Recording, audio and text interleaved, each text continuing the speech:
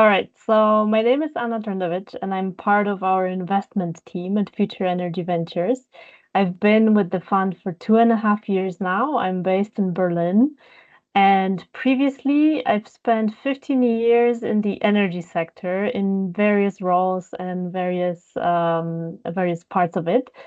I started in academia. I did a PhD in engineering, and afterwards, I spent some time in consulting at McKinsey. I did project management at State Grid Corporation of China, and my final step was innovation and strategy work at E.ON.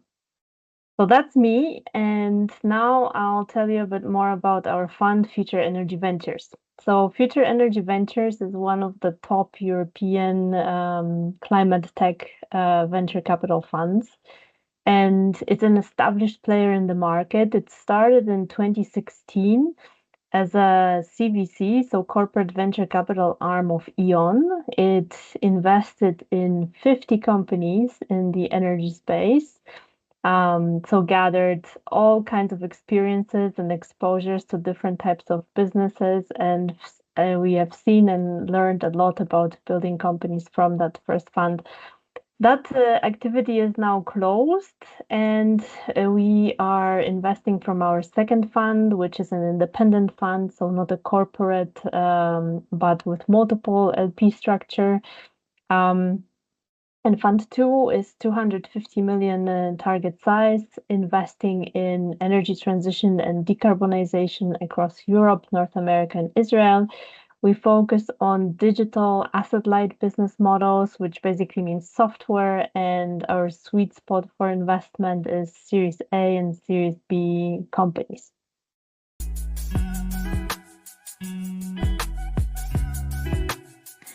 So corporate venture capital makes strategic investments for the corporation. So there's a strategic angle, and they're looking for the solutions to the needs of the existing business units, while independent venture capital looks for high potential early stage companies and does not have this strategic angle. So, for example, if you're a corporate venture capital of an energy utility company, you look for companies in the energy space that can bring innovation to the existing business. If you're a corporate venture capital of, let's say, food company, you're looking for only for food. And if you're an independent, you can structure the type of companies and the sectors where you look at as you wish.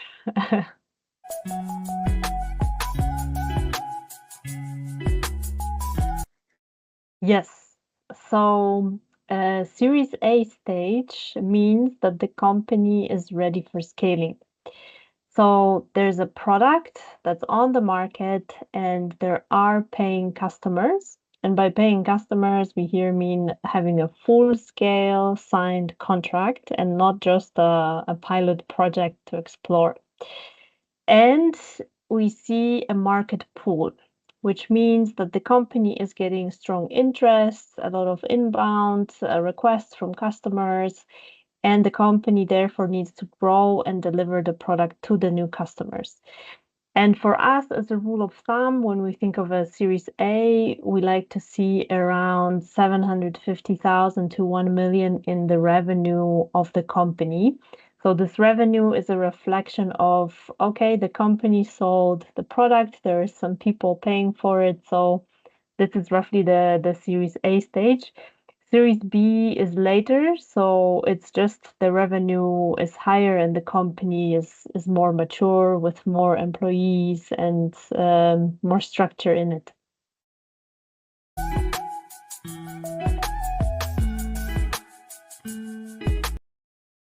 Yes, revenue is one aspect, and in addition to the revenue, we also look at the number of customers. Whether the customers are staying with the company or leaving, so retention of the customers or churn of the customers, and the growth rates. So how fast is the number of customers growing? How fast is the revenue growing? Sometimes which markets the company is active in, so whether there's customers from new markets coming in, or the company is just a local play in one country.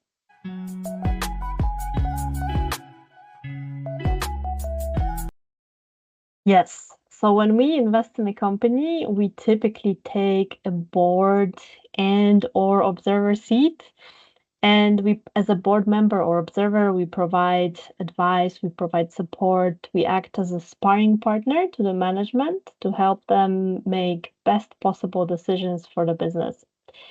We also sometimes participate in working groups to help develop, for example, a budget plan or a fundraising deck or sales strategy or a new business development strategy. So these are ad hoc workshops that come out based on how the business is developing. It's a very dynamic industry, so it changes. And finally, we have two special sources on top of that. So we provide support with recruiting. We have a people partner that helps to scout for talent, leveraging our network, and helps to also evaluate people with a background in psychology, looking at the soft skills, not only the hard skills, such as technical and other business skills. And finally, we help with technology development through our tech advisor. We have an advisor who spends 25 years or even more than that in the technology sector, focusing on software.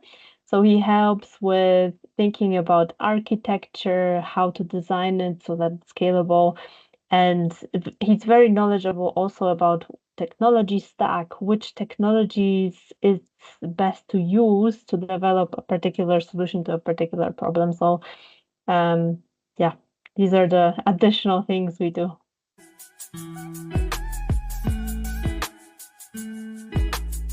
Pretty much as long as we are on board. So the way it works is we invest. We are with the company as a shareholder until the exit. So all the time that we're there, it is in our interest to help the company grow. So we provide these services if we can help and help to create value. We do that.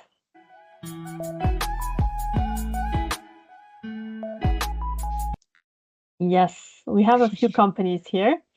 So one example could be Double. It's a German company based in Düsseldorf, and what it does is it provides a pure software solution for improving energy efficiency in commercial buildings by optimizing the so-called HVAC systems, so heating, ventilation, and air conditioning.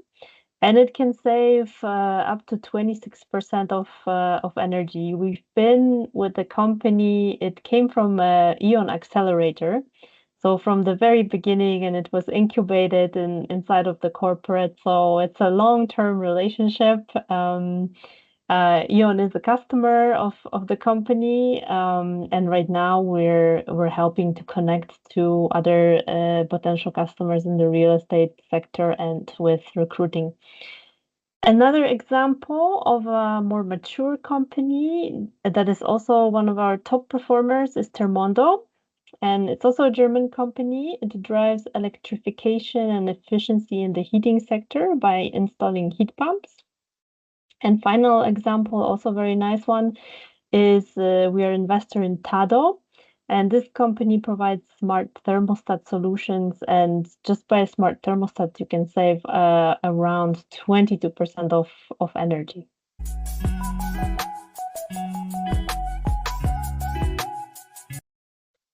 Yes, so for impact, we use the methodology of Project Frame. Project Frame is a global coalition of thought leaders that we're actively participating in. So we're part of working groups, we co-develop the methodology, and we also publish, we're a co-author of some papers, white papers, to drive this thought leadership in the ecosystem.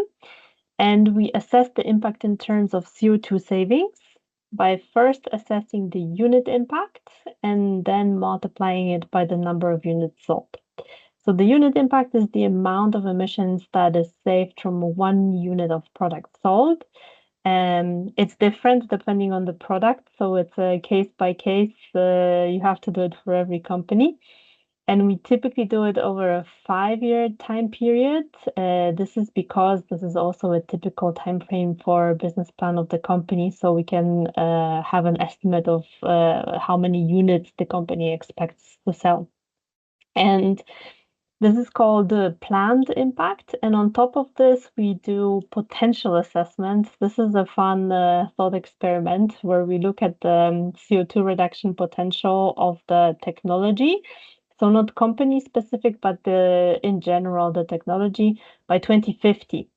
So this is a long time scale, and of course, no one knows what 2050 will bring. So there's high uncertainty around the outcomes. So we're not very attached to the number, whether it's 100% correct. But the goal of this exercise is just to assess if this solution has high potential of positive climate impact when it's scaled and mature globally.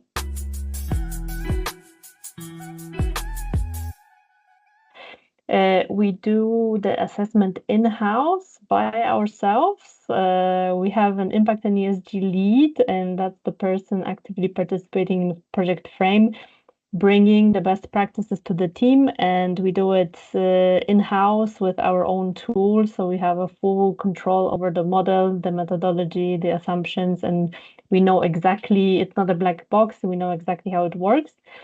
So that's just for impact, but sustainability is a bit broader. So there is an impact and ESG angle. And for the ESG, we ensure the sustainability and best practices. So diversity, inclusion, good governance, based on quarterly reporting. So we monitor the health of the company and whether things are going well. And if there's areas that could be improved, so there are certain benchmarks. Let's say, for example, when we look at the gender pay gap, there's certain benchmarks. And if we see that maybe it could be improved, we can offer workshops and where we discuss with the company in a structured way what could be done to perform better.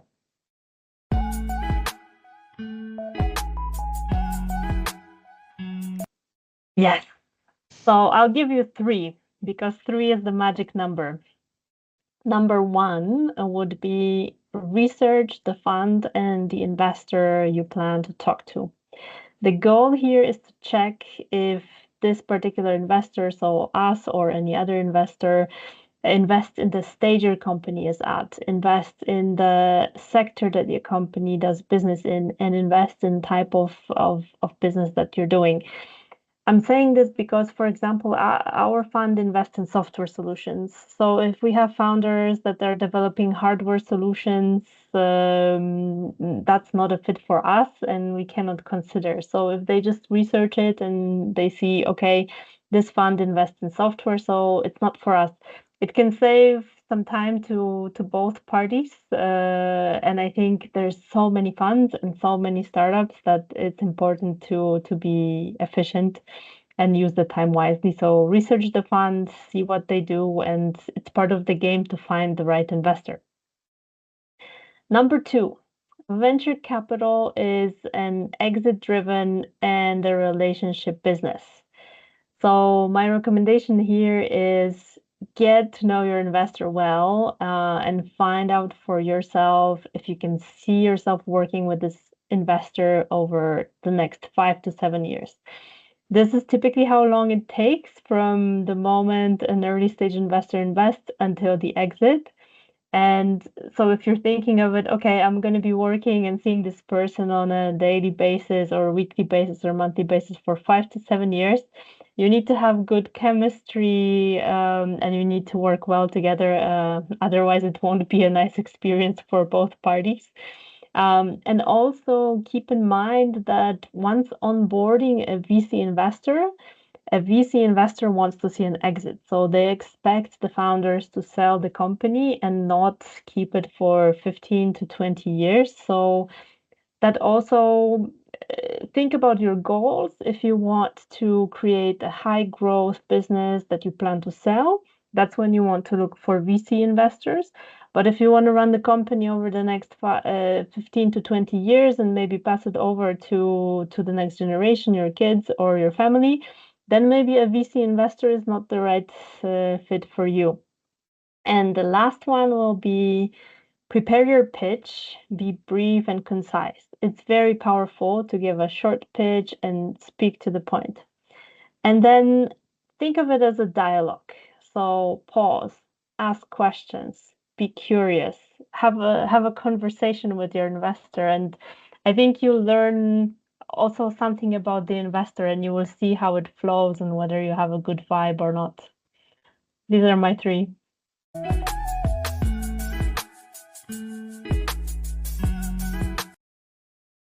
I think we need a lot of innovation. I think we need entrepreneurship and entrepreneurial spirit.